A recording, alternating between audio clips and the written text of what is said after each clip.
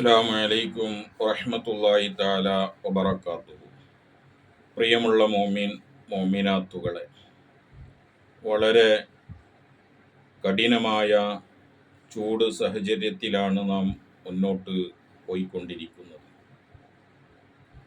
കഠിനമായ ചൂട് അനുഭവിക്കുന്ന ഈ സാഹചര്യത്തിൽ നമ്മളെപ്പോലെ തന്നെ പല ജീവികളും തണുപ്പുള്ള സ്ഥലങ്ങൾ ഇനങ്ങൾ അന്വേഷിച്ച് അവർ പോകാറുണ്ട്.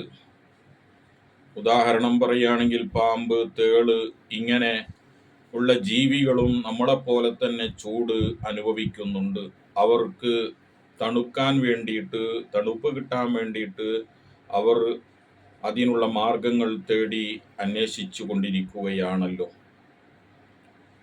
നാം ധരിക്കുന്ന അല്ലെങ്കിൽ ചെരുപ്പ് ഇങ്ങനെയുള്ള, അല്ലെങ്കിൽ നമ്മുടെ വിരിപ്പ് ഇങ്ങനെയുള്ള സ്ഥലങ്ങളിൽ അവർ അഭയം പ്രാപിക്കും, അഭയം തേടും.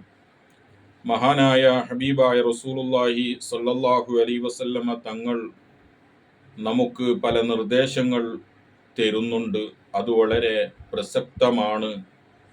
മഹാനായ അബൂ ഉമാമ റളിയല്ലാഹു അൻഹു പറയുന്നു, ഹബീബായ റസൂലുള്ളാഹി സ്വല്ലല്ലാഹു അലൈഹി വസല്ലമ തങ്ങൾ ഖുഫ ധരിക്കുവാനായി കൊണ്ടുവരാൻ വേണ്ടി ആവശ്യപ്പെട്ടു.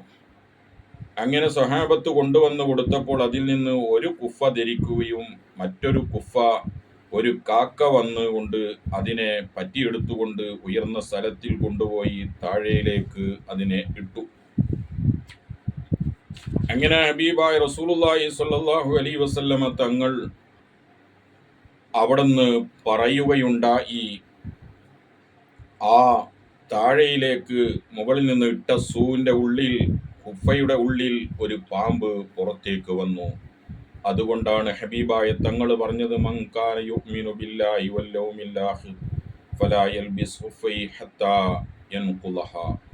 ആരെങ്കിലും അല്ലാഹുവിലും അന്ത്യദിനത്തിലും വിശ്വസിക്കുകയാണെങ്കിൽ അവൻ ഖുഫ ധരിക്കുന്നതിന് മുമ്പ്, അഥവാ കുടയുന്നതിന് മുമ്പ് ഖുഫ ധരിക്കരുത്.